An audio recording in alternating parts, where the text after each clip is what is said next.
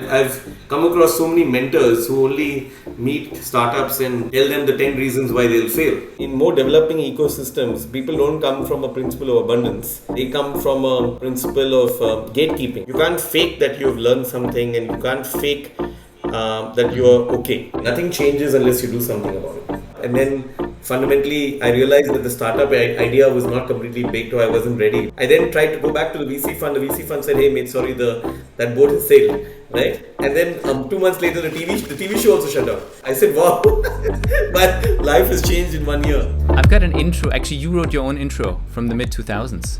You wrote, "Sudhir Syal is a qualified computer science engineer, so qualified that he hasn't written, thankfully, or been made to write a single line of code in the last 4 years. 3 years ago, he was working in the financial sector with ICICI and ABN AMRO. He previously worked with Suleka.com, where he handled strategic alliances. No, Suleka.com is not a matrimony site, nor is Suleka my wife or girlfriend. Hell, I don't even know how she looks." Sudir also sporadically dabbles in the media, writing for The Hindu and The Economist, and hosting a podcast show titled Business Bites, where he gets an opportunity to bore the life out of some unfortunate souls. You should try it, it's fun. Sudir is also part of the organizing committee of Proto.in, or IN, India's premier startup platform. He has had the pleasure of anchoring the event, which more than anything gave him a chance to wear the 2 suits he never dares to wear in the blistering Chennai heat. Yes, Sudir is a confused, mixed up dude. Aren't we all? There's a lot in there, and actually a lot of anchor points, which I'm going to touch on. One thing that emerges at that point early on, like startups, emerging businesses, people who make it. It's always been your focus and interest. Where does that come from? Well, it's a great question. I think I used to enjoy writing, and I started writing about writing humor and writing about city events and writing various things. But then I got associated with this group called Proto, right? And this group used to bring together 15 of the hottest product startup ideas and give them a platform in India in front of investors and corporates. And at a time where startups in India was still 2 words, right? And I've thought this, when the venture capital was this most sexy profession, right? These people in suits who had money to write checks and were given a lot of respect and attention, and they could sort of create the future, is what I thought, right? And everybody was chasing these blondes in the room who were the venture capitalists. And I said, man, wow, how cool and sexy is that? Right? Who wouldn't want to be a venture capitalist, right? Mm-hmm. And after the first edition of this event, after working with some of the entrepreneurs at this event, obviously they worked with me initially on PR and marketing and a little bit of marketing. But I genuinely really enjoy working with people, and startups start with the entrepreneur. And they need friends, and they need people. They need a sounding board. And I found that was something that I did very well, or came very naturally to me, which led to me playing a more larger role in Proto and finally leading it in the last 2 years. Still some of those relationships are really strong ones, which continue to hold stead even today. And I think fundamentally, when you're an entrepreneur, there's a statistic that the entrepreneur's average success rate, or if you were to mark his performance out of 100, out of all the things that he's trying to do, his score is 18%, right? And because it's so hard, and now I'm building my own company because there's so many things to do all the time. So at that point, if you are a mentor or a sounding board, and I can actually help take that 18 up to 30, 35, either via advice, certain clarity in decision making, connections, making those connections, helping with data insight, helping with case studies of other companies, then you can really multiply that startup's efficiency and multiply this across multiple companies, which creates a lasting impact in an economy, which I think is transformational, right? So I think it was more of a people connect piece, the writing which led to a people connect piece, which led to a natural interest in business and working with entrepreneurs and helping those companies succeed. There was never really a big sectoral focus. I mean, it was tech, and I've been consumer after that, right? I mean, there are certain sectors I don't go into much, but broadly, tech and consumer-led, brand-led thesis is what worked well for me. But Proto was across other domains as well. I think that people get very caught up on thinking that they are good in certain sectors, but actually it's not true. A lot of your skill sets are transferable across multiple industries. And now doing Startify, I want to say you almost revisited the concerted effort around. I'm going to categorize it into like pattern recognition, lessons learned, and learnings passed down to the next generation of startup founders, etc., and leveling that playing field a bit by making that knowledge or that wisdom available to people who are just getting started or who have an idea, etc. So is Startify kind of the next level, the next iteration of that? Yeah. So I think that Startify in some ways is an emancipation of a lot of my learnings and experiences in my career. And it's a creation of that in terms of building a startup ecosystem right? And the market which I've chosen to do this in is the Middle East, because the Middle East has so much potential and is such a hot market right now, yet so early in its startup journey. And I feel that a go-to-market platform which really helps companies scale and win here, with the shared wisdom of experts, shared wisdom of shared networks and connections, and a shared network of experts across brand, digital marketing, supply chain, offline distribution, can really help bring down the go-to-market journey of companies from, say, 9 months to 3 months, right? And also bring down the cost. Wow. And once you can replicate that and add a technology layer and replicate that across multiple companies, then you have a mission and vision to succeed and scale. I don't want to compare us to any large companies, but fundamentally, what is Amazon? Amazon is a go-to-market platform for consumer companies launching B2C, right? And why isn't there a B2B platform which helps consumer companies go offline as well, right? It doesn't exist, right, properly. Right? Today, in London, where you are, I'm sure there's somebody who's manufacturing great tea or handicraft or whatever it is.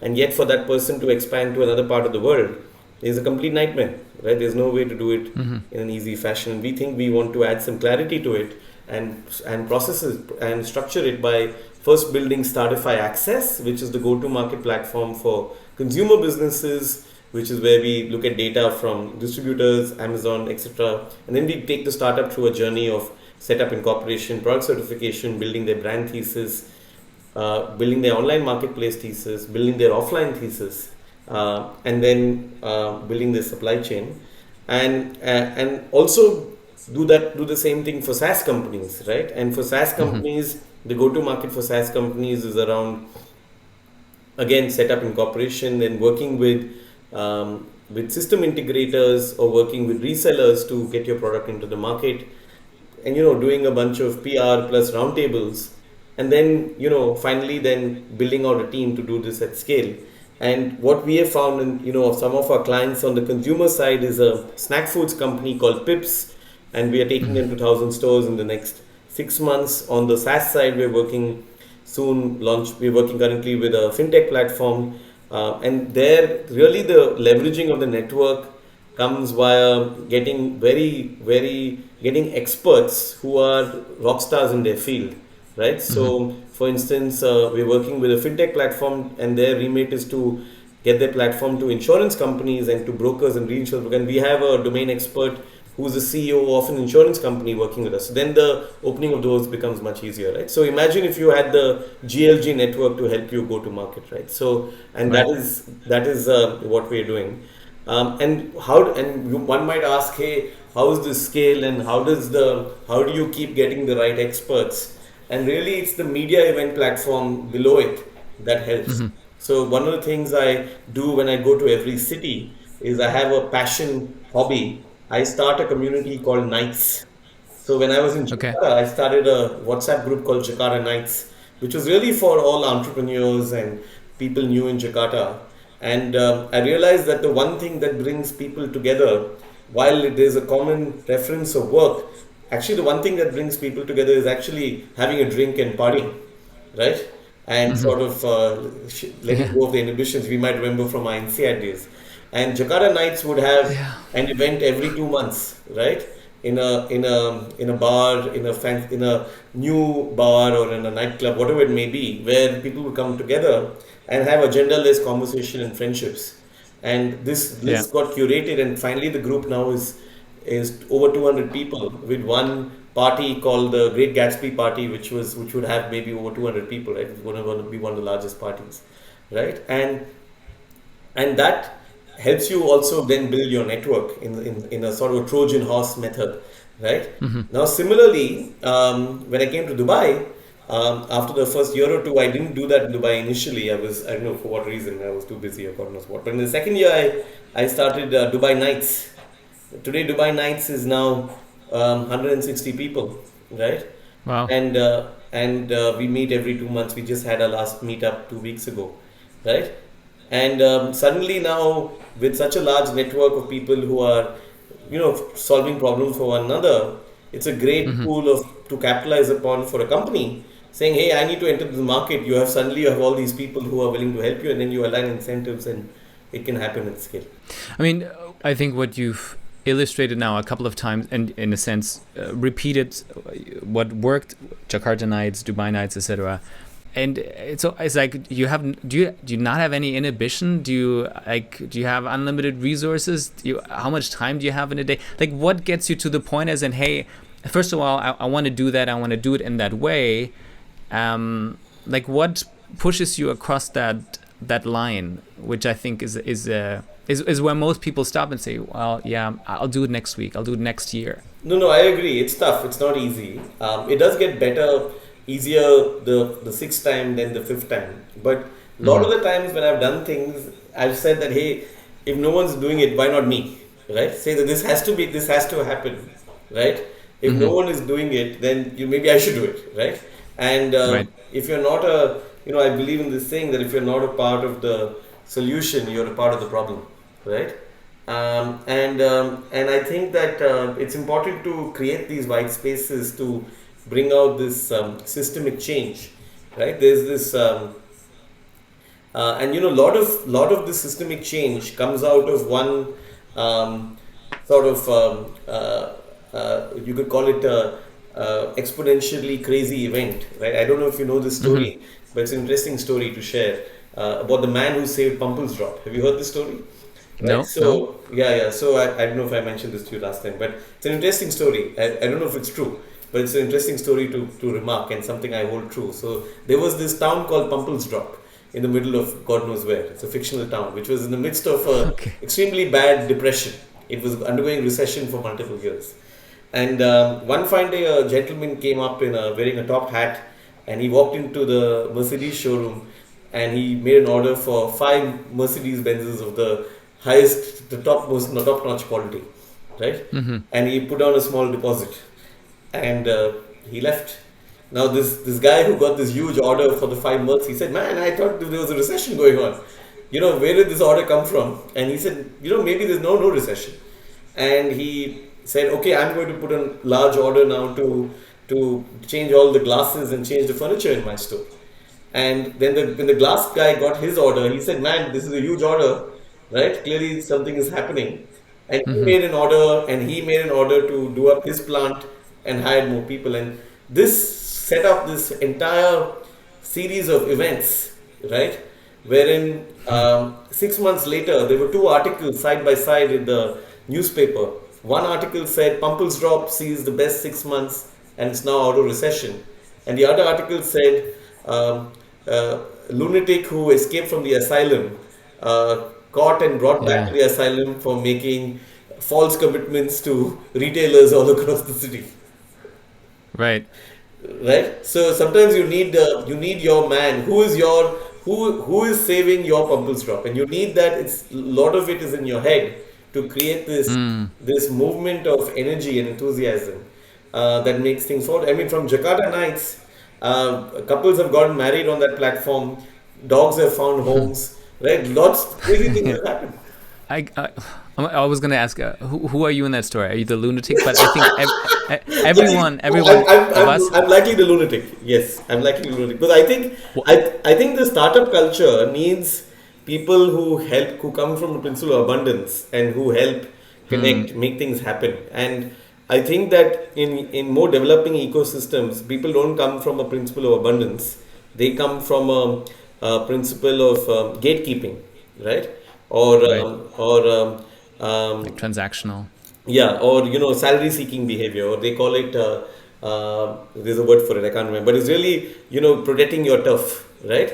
And Well, it's self-serving, right? yeah, More yeah, than and anything if you else. protect your turf and all you're doing is protecting your turf and protecting your month, and you're operating from fear that, hey, if I help this guy will then jump over me, and nothing really grows and scales. And finally these people get phased out, and which is why when an entrepreneur meets me and get asked for an input on what they're building or whatever it may be, if I have not helped him with two connections or helped him with three ideas for his business and follow up on them, frankly it's a waste of time. I mean, why did that meeting even happen? Right? And I think we should all think that way. I mean, yeah, you could be busy and you could decide not to take the meeting. That's also fine. But if you are meeting people and you want to help out, you claim to be a ecosystem builder, then you bloody well keep your promises and bloody well help those startups grow, because help companies grow, because the karma finally finds a way. And if you are only, I've come across so many mentors who only meet startups and tell them the 10 reasons why they'll fail, right? But mate, I mean, Right. the entrepreneur's anyway struggling. Why? But he doesn't need to hear that, right? And I think I think that is the number one thing that kills startup ecosystems. And it's important in whichever entrepreneurial ecosystem there are, that optimism and is so powerful, right? And look at the Pumples Drop example. Clearly, and I missed that headline when it happened. How do you, speaking of lunatic, how do you deal with, let's say, the perception or the notion of failure, and how have you dealt with failure in your life? Yeah, yeah. I have failed multiple times, more than my fair share of times, right? I the in fact the television show which I built for 4 years, right? The channel was going through its own restructuring, and then they wanted to convert that the TV show into a print property, right? So which for me was a huge failure, because it was really doing very well. But in these days, back days in the media, random decisions would be taken. I won't say random, but decisions would be taken at sort of a holistic level, and then sort of 3 years later in a executive meeting say, hey, how come we don't have a show on startups? I mean, you shut down the show 3 years ago, right? Yeah. So and that was a setback. And similarly, also dealt with a lot of challenging times at both BookMyShow or to some extent Lenskart, right? I think I think firstly dealing with failure is very hard, right? And I think it's important that you firstly realize that you are going through a situation, going through this period of learning, and you can't fake it. You can't fake that you've learned something, and you can't fake that you're okay, right? I think it's important to take your time to absorb what has happened and then transform yourself, come out a better person, right? Number one. Yeah. Um, I went through a big journey when I was moving on from BookMyShow to Lenskart, and because of COVID, that entire company transformed, and it was things beyond my control. But still, I took it very personally when you have to bring down a team from 25, 26 people to 6 to 8 people. And I went through this whole period of self-reflection and worked with coaches, therapists, NLP. I studied NLP. Also did some chakra healing for a while. So did a whole bunch of things. And what I found extremely powerful was NLP was strong, and the whole line of there's no failure, there's only feedback, and learning from that. But also, surrounding yourself with positive people, your family, but also slowly but surely getting busy with things you enjoy. And one of the things that one of the coaches I worked with, he said, "Hey, I'm going to enroll you in these three, four different classes and things for you to get your mind off things and get fitter and get and develop new interests." And he went to the interest of actually enrolling me for them, and it was really transformational, right? And I think that is the journey for everyone, and this journey for everyone to go on, because I think what happens is when people go through a tough time, either they don't take enough time learning from it and they sort of try and fake that they are ready again, and that can be difficult and catastrophic sometimes. But the other thing they do is they remain in their state for too long, right? And don't do anything about it. Nothing changes unless you do something about it. And I learned that also in the live events industry or in television, right, where everything is decisions are taken. Instead, you have to do something about your situation and take the initiative. And you can be around people you respect and people you love, but finally, you have to do something about your situation for there to be change. Actually, I see you as a actually as quite level-headed, and probably more so today than during our time at INSEAD. As actually, well, because of what I've learned, like you seem like extremely value-oriented. I know that you are very often looking for a fair deal, but actually in a fairly objective manner, as in you're aware of the context and why things may be slightly skewed as compared to elsewhere. So what comes to mind there is I think this one cafe that you walked in where it was a garlic bread that was overpriced, where it's like, this is garlic bread, I get like 3 or 4 of these somewhere else. But it was it was like in a neighborhood as part of the tour of terror, I think you wrote, in Mumbai. So you're very observant, you're very reflective, and you seem to, not just as in what does it mean right in front of me, but you also, the term that I've learned is you do a lot of intellecting as you think about things and asking questions on whether somebody or whether something can be done in a different and a better way. So we talked about the ideas and taking them to practical steps to actually making those reality. But even before that, you talked about people in your life, surrounding yourself with good people. Like, what inspires you? Oh, great question. I think what inspires me is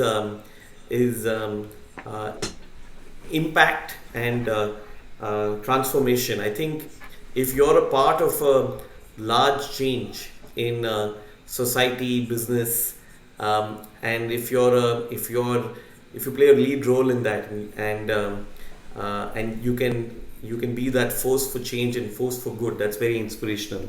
Well, my hero, and some people sometimes have question marks about who the person I have chosen as my inspiration is actually Richard Branson of Virgin, right?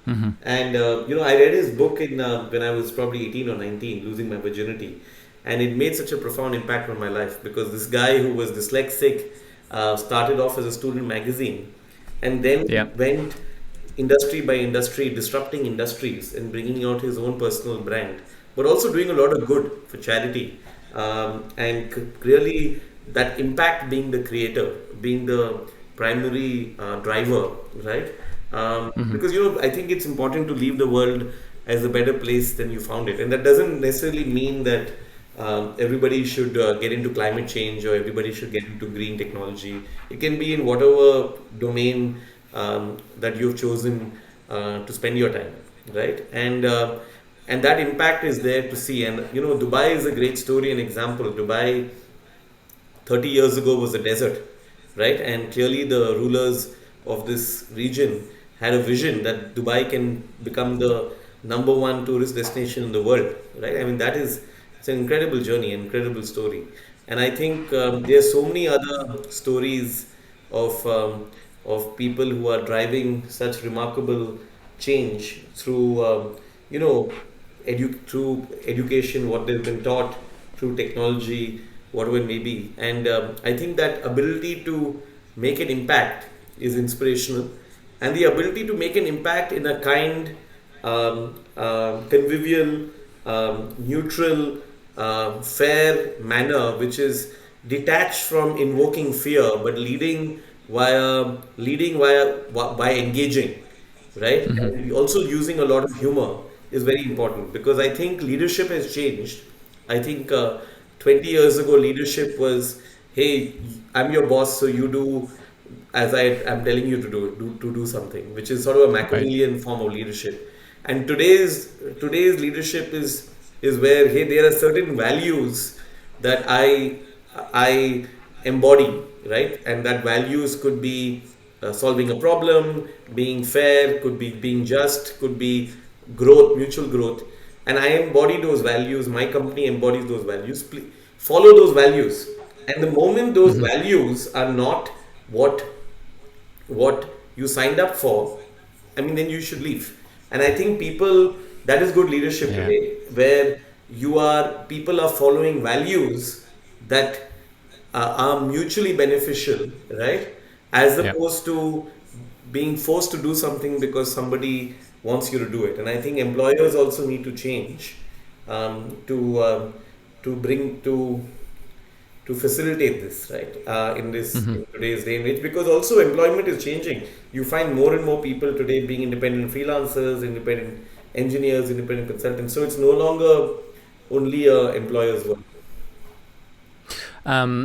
Why did you end up going to business school? What drove that decision? It's something I always wanted to do, for no particular reason. India pedigree is sort of looked up upon, as in a business school degree is looked up upon. I had never studied business, so actually learned, for me, finance, accounts was all new. And I had done engineering, but I was coming as a journalist running the TV show for 4 years. So for me, if you remember, I spent a lot of time studying we used to meet in the library, but for me, what I remember about business school a lot was actually the classes. And I didn't exempt anything. I really enjoyed the classes and what I learned in the classroom and some of the great professors we had. But also, I think one thing that people don't talk enough about people who come to business school is that most people who come to business school, I would say 100%, 95% of people who come to business school because they've had a certain dip in their career or they need a reset. And I think that's never spoken about, right? And when you meet your classmates, you realize that this is true. That if life was great and everything was hunky dory and you knew everything, why would you spend 100,000 euros and come to a random part of the world to study, right? So obviously, you need a bit of a reset. And for me, the reset was actually in 2011. I got into INSEAD and I was planning to do a startup, and I had my TV show going, and life was great. I had a few VC funds who were also talking to me to join them. I decided to do the startup, and then fundamentally I realized that the startup idea was not completely baked, or I wasn't ready because of certain challenges I saw, which could have been true or not true. I then tried to go back to the VC fund. The VC fund said, "Hey, mate, sorry, that boat has sailed." Right? And then 2 months later, the TV show also shut down, and they said, "Now do print." I said, "Wow, my life has changed in 1 year." And I ended up Yeah. going back to INSEAD, and they said, "Don't worry, you can come back this year."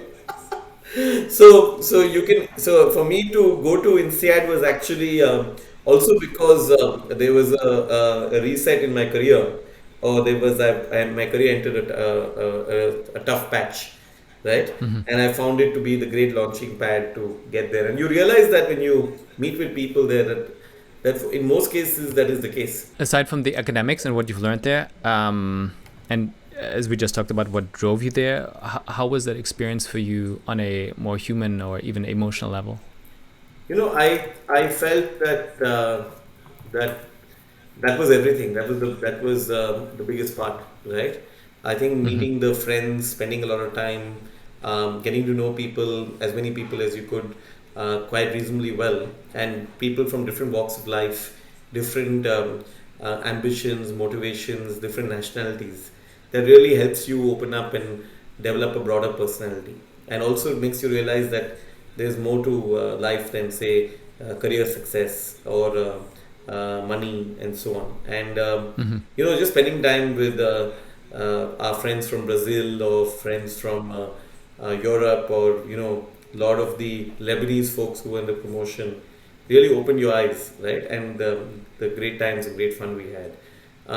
Also, I think it helped one realize that the value of relationships are deep, both at a psychological level and in terms of emotional security, but also they need time, and it's very important to invest a lot of time in those relationships after school. And Hmm. I think I have been guilty of. I would done. I think I did a fair job of doing that when I was in Singapore, and maybe to some extent Jakarta. But somewhere in the journey, I think I could have done a better job. And I think that people, it's important that people do that. I remember actually, yes, running into you in the library a couple of times, and you were wearing pajamas. And my first thought was, "Well, this is crazy." As in, this guy seems to be like super committed to the point that he even sleeps in the library. Tell me a bit more about those nights. As in, why on earth did you have this idea that you needed to wear pajamas in the library? I'm not sure they were pajamas, but I think that Oh, they were pajamas. They were like proper, like stuff my dad would wear.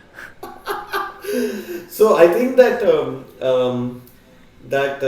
they were firstly, we were very close to the school, so that was good. Hmm. Yeah. The second thing was that I felt always that I had a bit of catching up to do, because I was in a group with people who were already consultants and already had learned some degree of finance, some degree of accounting, right? And also I think I sort of got involved in quite a few extracurricular activities, your TMT club or your Waffles club or whatever it may be, right?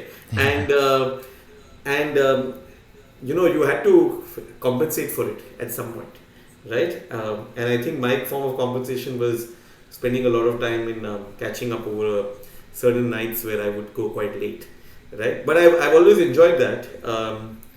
And I think you have to make compromises, because the INSEAD journey is I think, if I'm not mistaken, a lot of the extracurriculars have been reduced now in business school. But in our year, it was non-stop. If you remember, I don't know how many Oh yeah. national weeks we had, and I don't know. It was crazy. Yeah, right. So, and I think that we've all become a victim of FOMO, and that For impacts sure. you Yeah. elsewhere, right? So the part that really strikes me, and obviously having trying to do a bit of research leading up to this call right here, and really coming across, and that's why I use keywords like introspective or intellecting, and there's a lot of depth, especially with what you've written and sent out. I'm going to say even decades ago, and I have to admit to you, I wasn't aware of that. This is not what I saw when I think of Sudir at our throughout our business school experience. And to some extent, obviously, it was never me asking, let's say, the right set of questions, but also the way you presented yourself. There was a lot of humor. Like you were a funny guy. You still are a funny guy, but funny in a sense of you like always a smile on your face, always had a response, very quick-witted, and like that was the presentation layer, right? And I wonder why. I don't think we were in the same section as in the same class at any given point in time. But why didn't I see more of that depth, which in so many ways it's not just here's what I observe and how I think about it, and is there a better way of doing something with this, but also this can lead to something bigger and better, especially as far as others are concerned and how others and what that could mean to other people. I think it goes even beyond paying it forward, because you're not expecting anything in return or something having been given to you in the first place, right? As in doing the right thing for other people and creating value. So how is it that during INSEAD I didn't see more of that that thinking, Sudir? No, it's a great question. It's a great question. I think a few things when I think about it. One is that when I'm around people, I think I get excited by the energy of people and having a good time, right?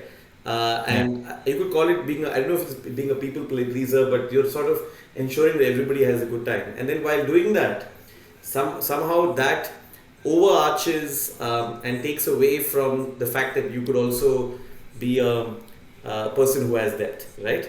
So number one, so it's like I'm sure Jim Carrey also has depth if you bother to ignore his comedy, right? So that's one part.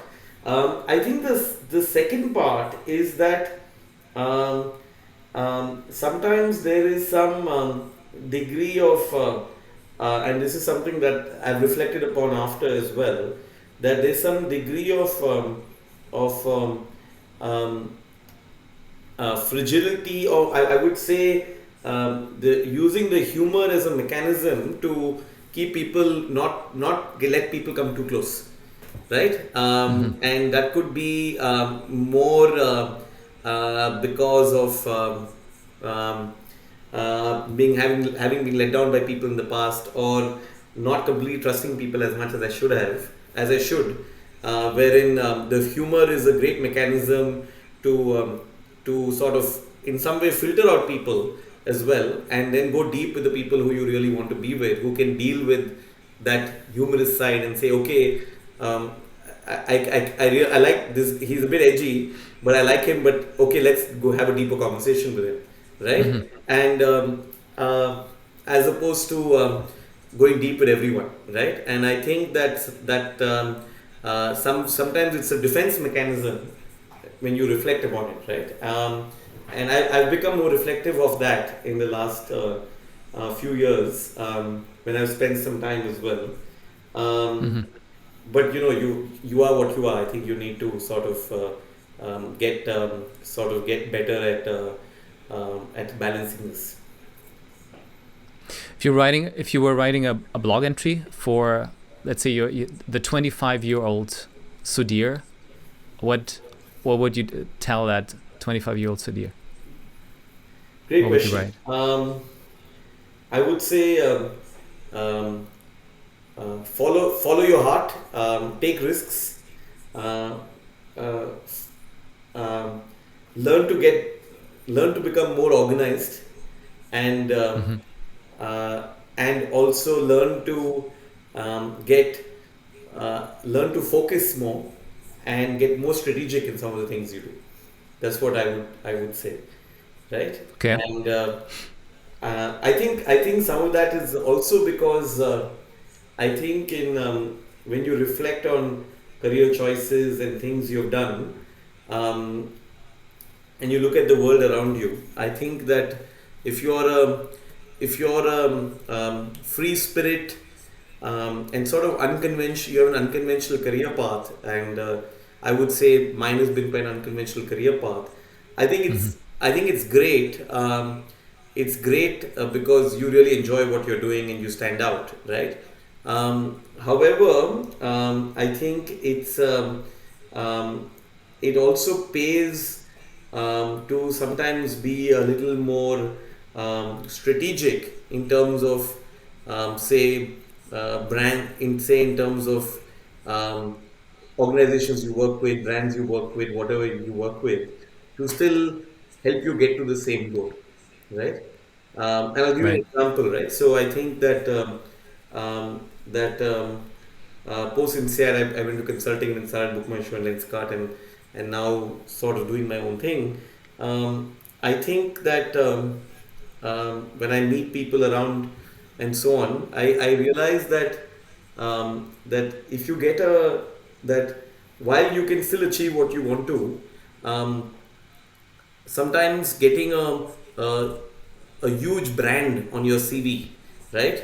Be it whatever that may be, helps you with the network and contacts or whatever, helps you get to your goals faster. You might still get your goals, but I think sometimes you have to be a little more strategic, and I think that's the advice I would give, and that's what I've learned post business school and so on and so forth. Okay. Um, one other thing I found where you wrote, nice guys might finish last, but the not so nice will remain, they remain on the highway. So this was from your blog way back when. You talked about the slow, the middle, and the fast lane. Yeah. The type of cars that drive in them. Yes.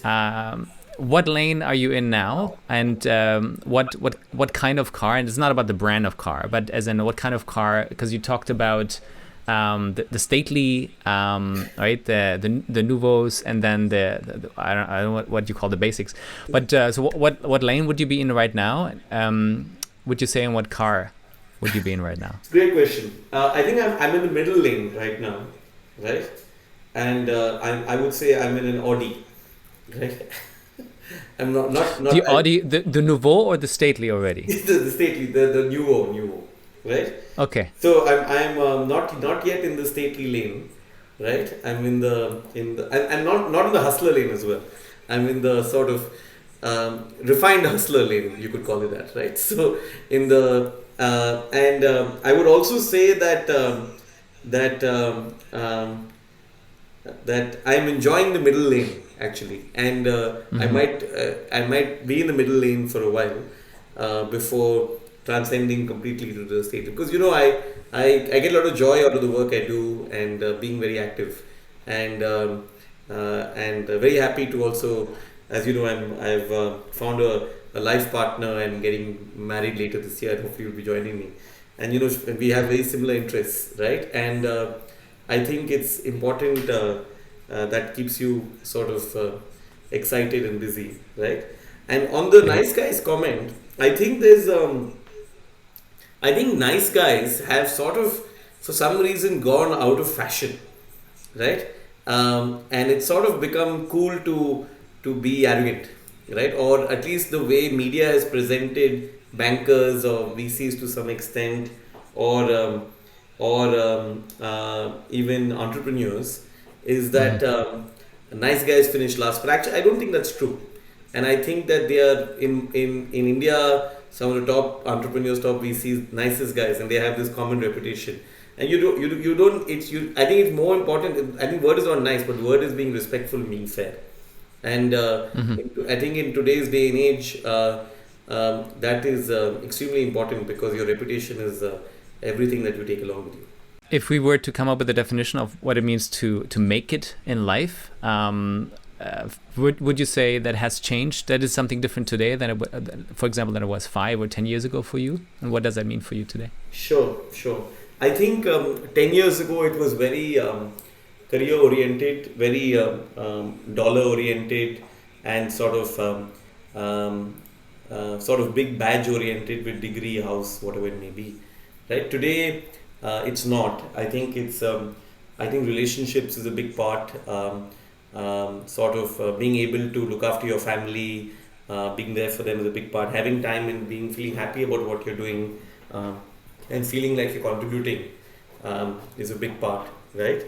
And also being fit. Finding time for sport, finding time to follow sport, finding time to learn, right? Is also a big part. And I don't think these were things 10 years ago. I don't think 10 years ago we were thinking about, what am I going to learn and what course am I going to write. I noticed that you're also into learning, and I think learning is extremely important. And I don't think this was a value 10 years ago, when I don't think 10 years ago either of us would have predicted that a chatbot is sort of ruling the world.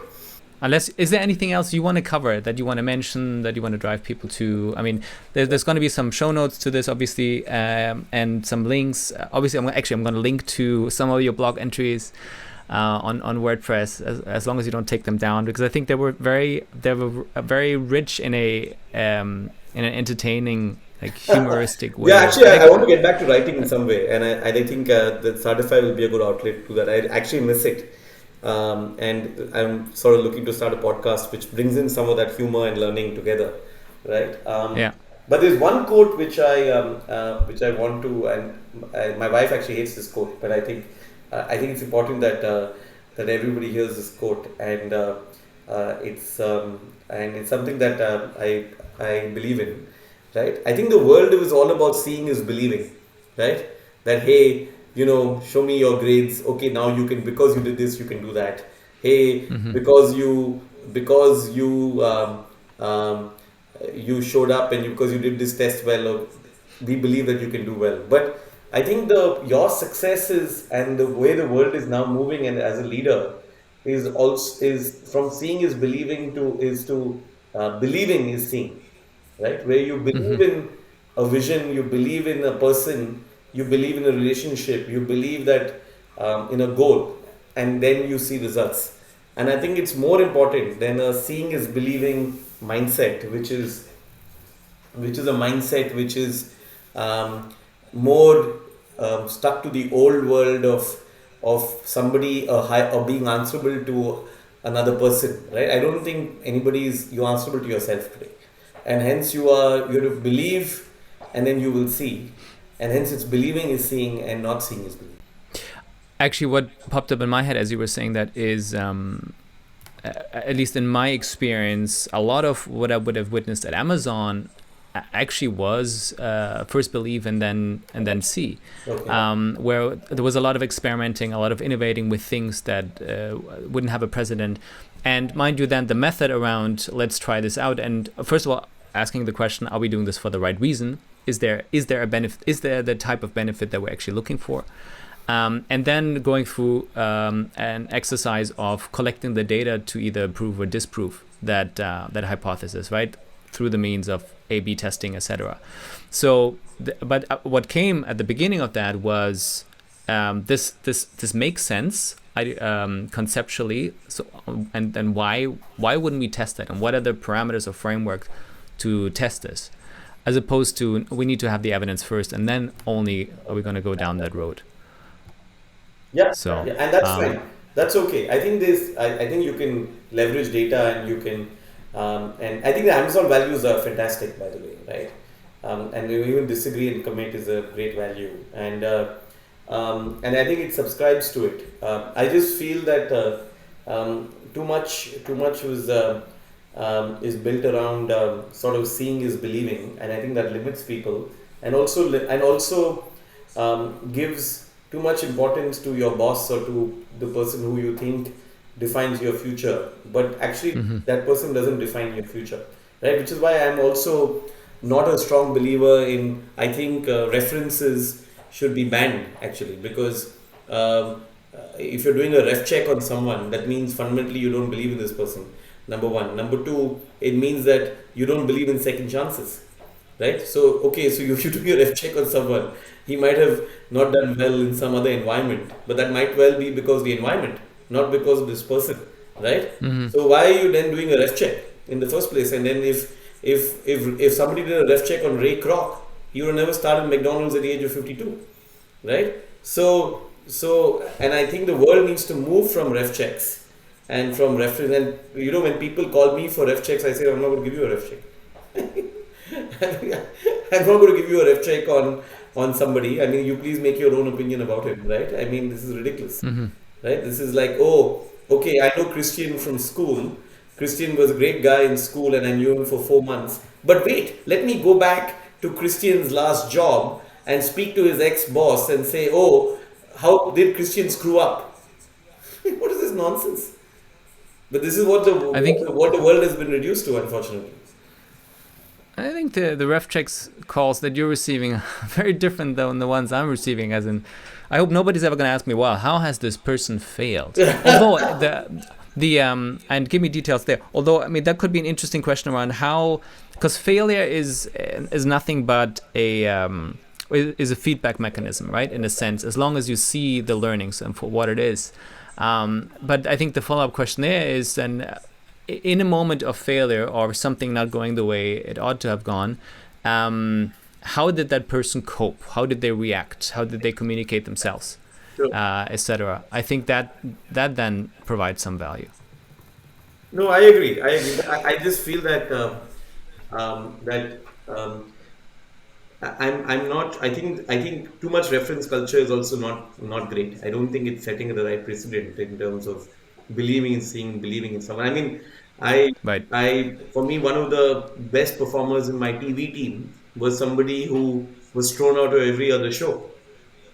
Right now, if I asked all those show heads for a ref check about him, he would never become a great TV producer.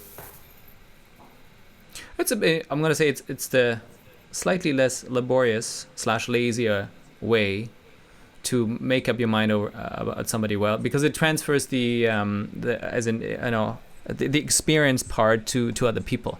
But what you're missing at that point, and if you just see it as a bare data point, you're missing the context, because a good chunk of the folks who are providing a ref check might actually be assholes themselves. Yeah, exactly. I mean, has happened as well, especially if you go to companies that are driven, that are actually ego driven. So if you're looking for the sexy brand or the sexy product, versus thinking more or acting more on a human level, or interrelationships are key in that regard. Yeah, super important point.